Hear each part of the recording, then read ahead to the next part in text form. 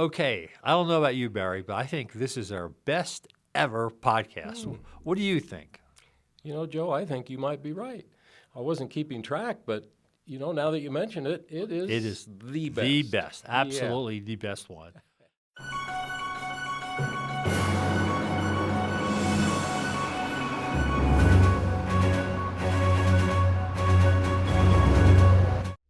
Hi there, I'm Barry Staver. Thanks so much for tuning in our podcast. Hi, I'm Joe Farace, and I thought we'd start off this week's podcast with some feedback, and I think you have some positive feedback from one of our viewers. Barry, what does he have to say? Well, Joe, I do. I want to thank Ed Gossert for chiming in. He said he really enjoyed this, and I'm looking forward to more. And Ed, that's at least 3 of us here because we're looking forward to making more of them. And if you've got some specific thoughts or questions for us, add those in your comment, and we'll see if we can't take care of those for you. Thanks, Ed. And mine is from an email that I got directly through the joefarace.com website, and it was, let's see here, it was about last week we were talking about pancake lenses, and the comment was, that was the only part of the podcast that kind of bogged me down. I'm not familiar with that lens. Well, to make it more understandable, it's maybe more detail than we could get into with a podcast. But I wrote a blog post called Pancake, Lens Cap, and Cookie Lenses. And I'll put a link below so you can get all kinds of details about pancake lenses, which also has some cookie connotations. Hey, I didn't have enough advance notice last time because if you remember, the pancake lenses looked just like these Oreos. So I thought you were bringing pancake lenses. No. So I've got these, and we'll eat and munch those as we get through our podcast. I can't wait. I love Oreos, but then again, everybody does. So let's move on to the next section, which is... well, let's see. We're into the part with the printers, aren't we? Oh, yeah. Yeah. We're going to talk about printers. So, Barry, give me the quote that starts this thing whole rolling. Well, for the news here from Gizmodo, it says, most folks don't care about printers anymore, and for good reason. Fiddling with toner cartridges, managing obtuse hardware, and the digital rights management policies, they just belong in the past. So I guess that begs the question, do you make prints? Do you make prints? I haven't for a very long time. And what about for clients? Do you make prints for clients? Oh, I used to make prints for clients. It was really handy when, back in those days of we got to have it yesterday, you could crank out a print. But, I don't too much anymore for some of these same reasons, and I'd add a couple more reasons. And one of them is you have to consistently be printing or the heads clog up. That's Even what if I you're was just running ink through the darn thing and wasting it. Ink is a profit center beyond profit centers for printer companies, and those little suckers are expensive, $12 and $15 a piece, even for the little tiny ones. Well, but the bigger those pro model printers, the cartridges are like so, but they got to be over $100 a cartridge. I haven't had to buy any of those in a long time because I don't have any printers anymore other than a laser printer that I use to print stuff like this, our little agenda, or if I have to print anything, it's usually at Christmas time when Mary wants to put a picture of us in Christmas cards. Yeah. And so she has an Epson all-in-one. Some cheapo costs less than $100. And we'll print them on there, and they look okay for a 4x6 print. For what they are. But you don't have a printer at all either. No. I've uploaded and used other labs to make the prints that I deliver anymore. And there aren't that many that clients want. Digital files. People don't even want prints Digital anymore. Files. Nobody wants prints. So I can't. I used to print all the time. I can remember when I first got into digital imaging. Even before that, when there was an overlap period, I remember doing a workshop in Montana for a popular photography magazine. And we all shot film during the workshop. But the thing that was interesting is I did a dinner presentation about making prints. And they were like 11 by 17 or something like that, prints. and everybody was gee whiz, and I gave them away, and people, it was a big deal. People were made prints, but now it's like, No, and I remember that when my son Matthew, who is, by the way, an awesome, outstanding photographer, was first getting started, he did a photo show, and it was hung in the Denver Press Club for You mean many the show of weeks, prints? A show of prints that were framed, and we made all of them on one of those large Epson printers. Is that the one I bought from you? Oh, it could be. I bought one from Yes, Barry, yeah. and I used it for a little while, but I ran the same problem he did, which is if you're not running ink through it all the time, you wind up with clogged heads. Yeah. So nobody makes prints anymore. But somebody's got to be making prints, okay? Yeah, Because if you the make labs are still in existence. Yes. If you make prints, drop us a comment yeah. and tell us all about it. We'd love to hear from you guys. Yeah, don't just say, yes, I make prints. Give Yeah, us yeah, a tell us- little more detail so we can follow up next time. Next time. So actually, I have some interesting announcement here today. An interesting announcement from Harman, who is a company that owns Ilford and also Ilford subsidiary, which is called Kentmere. And they have a new 200 ISO black and white film. And I got this press release. So I'm going to hit some of the highlights. The new film is Kentmere Pan 200. It's a 200 speed black and white film with enhanced contrast. And they say it's got pleasing, well-controlled grain and good sharpness, making it suitable for most shooting applications and conditions. Boy, that's good. It's available in 35 millimeter, 24 and 36. DX coated cassettes, that's really good. I think I have one camera that works with DX coating. And they're going to have it available also in bulk rolls and 120, which is pretty cool. They say that the film was formulated for people who like a contrasty look. So I think it sounds more like Piranha P30 or P3, whatever one that's really contrasty. And it has a lower D-min, which enables high contrast while retaining shadow details. And this might be a good film for that. LDR. Okay, it's going to be made in the UK by Harman Technologies. And I asked them to send us some rolls, and hopefully they will, and maybe we can both shoot it and give you a kind of hands-on report about what the new film is So would you loan me like. a film camera? So I will lend you a really cool film camera. Oh, I'll lend nice. you a Contax, All right. which has DX coating, so you won't have to, and you don't even have to load it. Complicate. Just lay it across the back, close the door. It loads it. It'll set the coating at 200. Even I could do that. Yeah, I like but you'll that. have to focus the lens. Well, that'll be fun to go back to doing that. So it's made in the UK. Is that going to be easy to get here, or who knows these days? Who knows? And we will keep you posted when we find out. Yeah. Okay, so the next section is our favorite show and tell area. Do you want to go first with the show and tell? I'll do a little show and tell I brought. It's not as exciting as yours. Well, But I like sound effects, as you know, and I'm trying not to do what I've been doing in it does echo sound through the effects. table.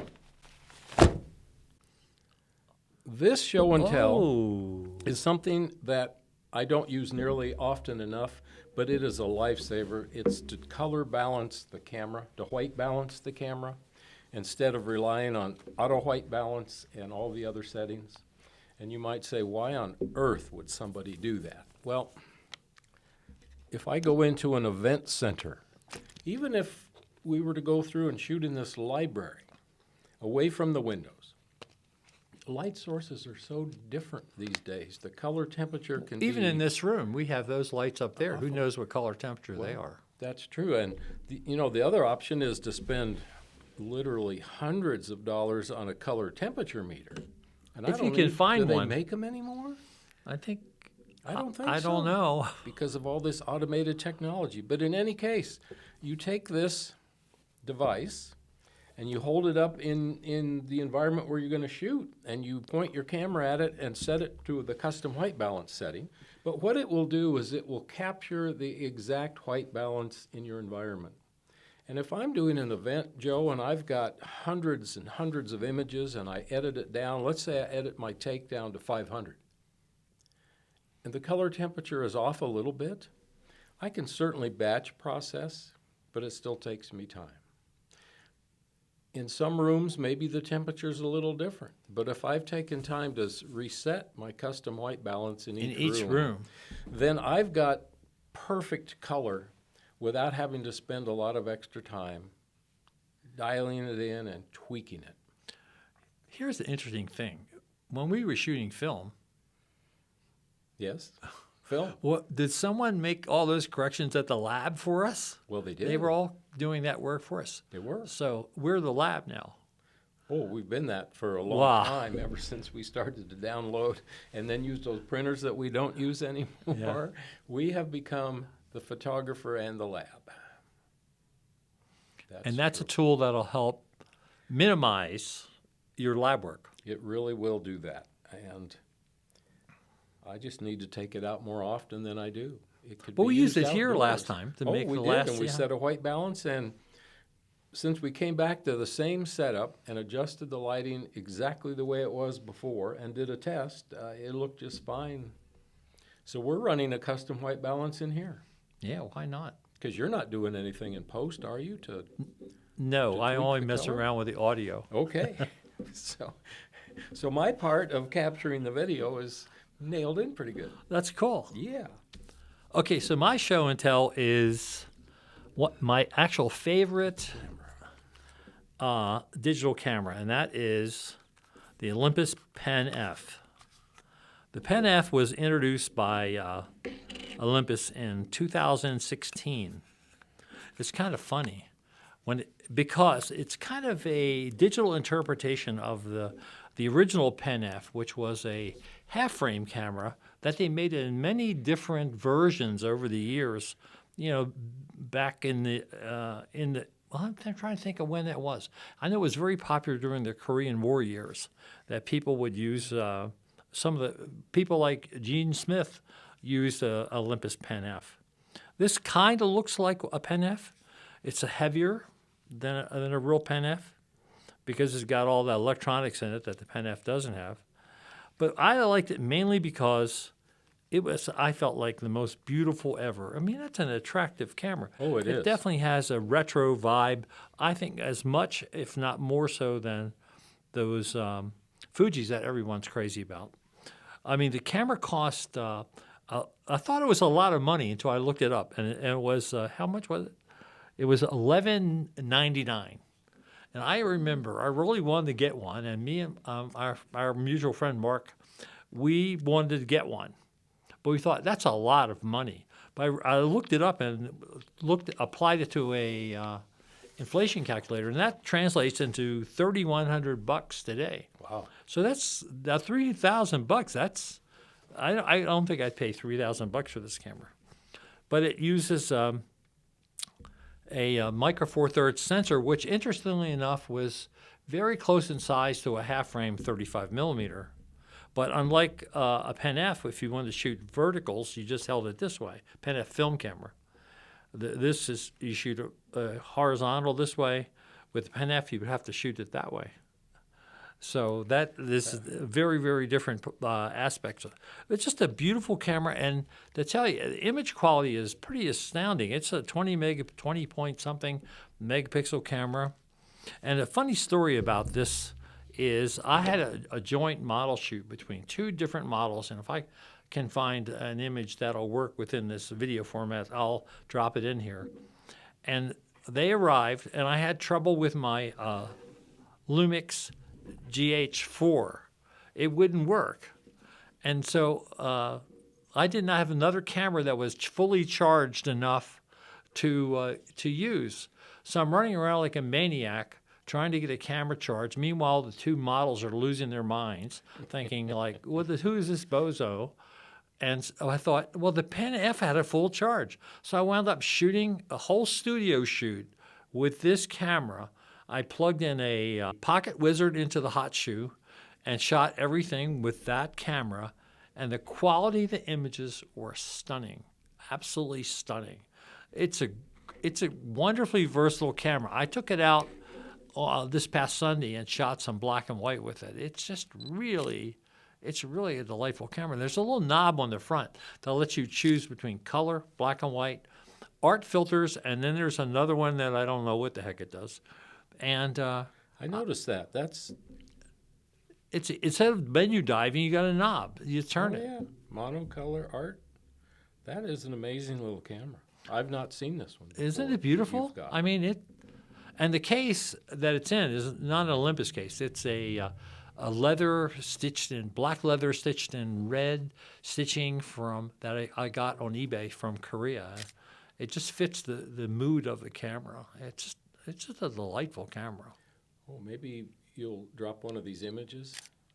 Oh, this that'd be video? fun. Barry's taking That's pictures. fun. I have more pictures of Barry taking pictures of me than I have pictures of that I've taken of him, which is something fun. That is a nice camera. I It's like a the solid feel of it. camera. Yep. And, I And like it still has the if you're island. interested in getting one, I noticed that the prices for used cameras are around $1,200 now, which is funny because that's right around the price it was, in 2016. So that's actually my favorite digital camera. Well, I could see liking this better than that Fujifilm. Oh, that's right. You did use one of the early I Fuji used ones. an early one and considered one, but hey, This is probably less money than one of those that used. I could be convinced. Maybe. And I put the 25 millimeter lens on it because I wanted to go the whole retro thing because it gives a 50 millimeter equivalent angle of view. That's right. So, And you said micro four thirds. Yep, micro four thirds. So a lens or two in my bag might Every fit one right of onto your that, wouldn't it? any of your Lumix lenses will fit right on there. And I've used it right. with a lot of lenses beside that one, but that's my go-to lens. Well, I'm going to twist your arm and see about shooting a few images with a couple of my lenses with that. Okay. Please. That sounds good. Please. We'll do it. Okay. I think it'll be great. I think you'll be impressed. It's going to have quality, maybe not as good as your GH5 Mark II, but it's going to be in that ballpark. Well, I like just the contrast in that image on the screen as I look through it. You had it set to monochrome. It is the tiniest bit more contrasty than the image you'll get. All right. But it's a good, sharp screen. And the screen flips out and does things. It's not just a flat screen. Oh, so all right. it will flip out. Even better. Yeah. Oh, I like that. Thank you, Joe. So we're moving right along. Question time. It's question time. All right. Now we're going to get into the nitty and the gritty. And I'd love a cookie, by the way. Oh, I'm sorry. Well, help Oh, yourself. no. Yeah, I've already had my grungy fingers all over these. Okay. These, you want me to read them or are you going to read those? Well, I only ate a crumb there. Oh, okay. Well, these came by email, you said, to us. Is that Yes, right? Not yes. in the These came by comments. email through joefarace.com. There's a link you can click there if you want to send it that way. If you don't want to send a comment that everybody can see. If you want to, tell us how wonderful we are or how stupid we are, we appreciate that. Or how much noise I need to stop making. I just have these habits of doing that. And we've tried to find a way to dampen the sound on the table, but I don't want to have to bring a tablecloth. So what was nice about that email is Matt would like a few more things. He'd like to hear a few more things that we talk about, like a favorite photograph you took, or one that you saw, or here's one, a moment or photograph that was an aha moment, or changed how you work. I mean, This those is are kinda this heavy is huge. questions. This is huge. Let's focus on that first one. What's a favorite photograph that you took? When is that all time? I don't know that and I'm not going to give that pat answer. What's the your pat- favorite photograph you took? I haven't been taking it yet. Well, Yeah, it's like the in The Right Stuff when they asked the astronauts, "Who's the best pilot you've ever seen?" Oh, And the answer was, "You're looking at him." okay. So that's the same thing. Oh, it is kind of the same thing, isn't it? That's a good movie for anybody who likes movies. But I could start to overthink this and think about a favorite photograph because it was moving to me, or it was a favorite of a client that liked it so much, and after all, they're the ones that wrote the checks. A favorite photograph that you took. Well, you want to think about it? I'll tell them about my You favorite go with your photograph. favorite, and I'm going to try to listen to what you're saying, and Mine is actually a sad and pathetic story. Oh, it is. Oh, yeah. And it became a favorite photo. Okay. It's still a favorite photo. Well, go for It's a photograph that I made when I was a student at the Maryland Institute College of Art in Baltimore. And one of the assignments that we had, I don't remember the particular assignment for this one. What I decided to do was to photograph images at the Baltimore Streetcar Museum. So I took my camera at that time, which was a Mamiya C33, which was a 120 format, square format camera, and a couple of rolls of Tri-X. I went down and I made pictures of inside the streetcars, of pieces of the streetcars, the guys laying track at the Streetcar Museum. Streetcar Museum is still there if anybody has never been to the Baltimore Streetcar Museum. It's a pretty awesome place. And I took this one picture. There was a guy who was a conductor who had one of the antique streetcars, and he was standing there. He was thinking about getting off or talking to someone, and you can just see part of a person. I'll try to dig up this picture and drop it in on the outside of the door. And boom, it was one of those, you had a second to make it, and you made it. And I developed a film in my bathroom in my house. I printed it in my kitchen. And that's how pathetic this story is, because I made that picture in, 1973 or whatever, and that's still my favorite picture. And it was made on film. But I love it. I love the mood. Do you remember that picture? I remember it very well. I've seen it. Yes, you've posted it before. Mm-hmm. It's just outstanding image. I just love it. It reminds me of this Twilight Zone episode. I've mentioned this before in blog posts called "Welcome to." I can't remember. It's all about a guy on a train who gets off Willoughby. Welcome to Willoughby is the name of the episode. And he gets off the train at a stop called Willoughby, which is not a real place, but it's in fact, it's a time travel thing to the village he lived in when he was young. And it's full of, it's kind of sad and but beautiful, a beautiful episode. Anyway, worth watching if you're a Twilight Zone fan. It reminds me of that. I don't know. Why does it remind me of that? Maybe it even reminded me of that way back then. So that was the image that is my favorite picture that I took. And oh man! All right. Well, I've thought of a few here.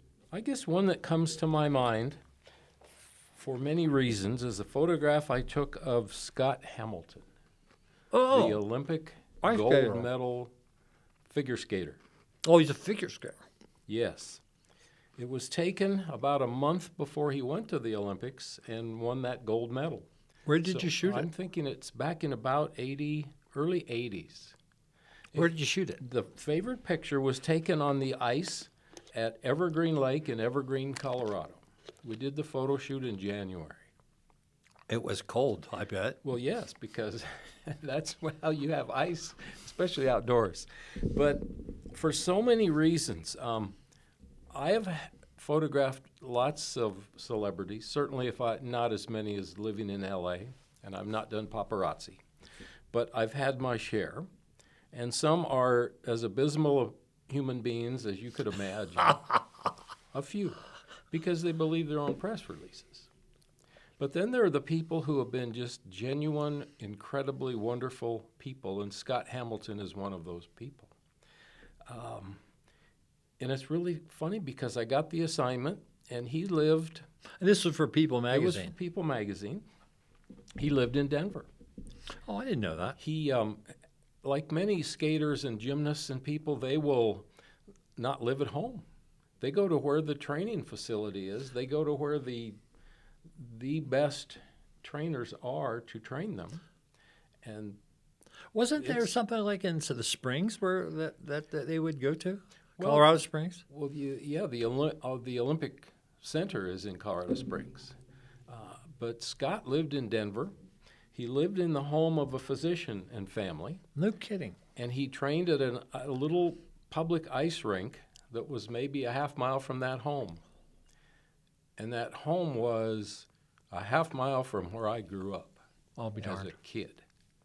So I'm in my old neighborhood, knocking on the door with a reporter to meet Scott and do a photo shoot. And a photo shoot for those magazines included what we called a home take. The pictures you took of someone at their home doing the things that they didn't do that made them well known. So it was so much fun to do those assignments and sit down with him, and I'd just sit back, and the reporter would ask all their questions, and you learn about people that way.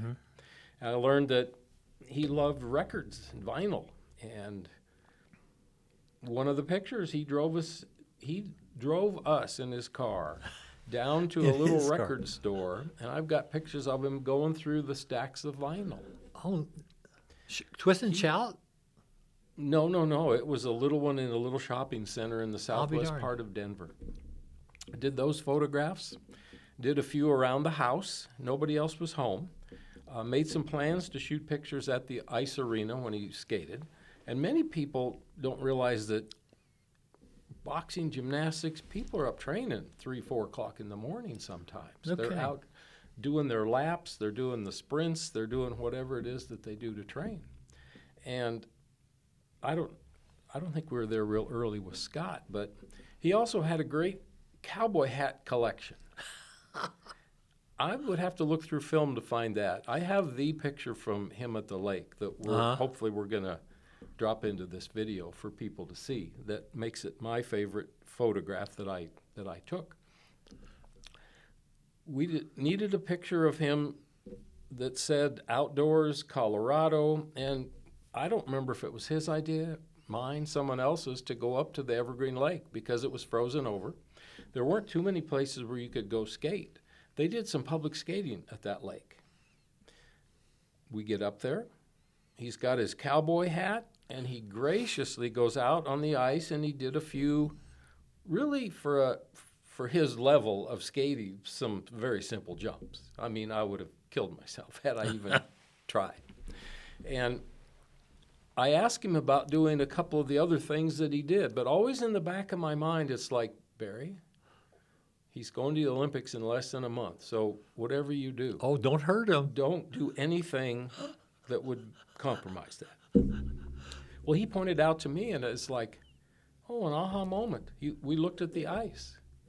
It's rough up there on the lake. They don't have any Zambonis, I guess. There's no Zamboni to smooth the damned ice, Joe. So he did these 3 or 4 of these jumps.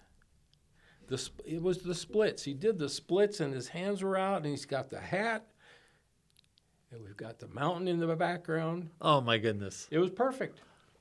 You couldn't ask for more than that. Did they And- run it across 2 pages or anything? They did put it across both. Did they really? Both pages as a spread. Yeah, double truck. And then afterwards, after he came back and he partnered up with some of those Ice Capade shows, he called and hired me 2 different times to photograph him for the programs and things in that show. I'll be We darned. just made a connection. I'll be darned. It was amazing. That's such a great story. Yeah. See, that's wonderful. That is great.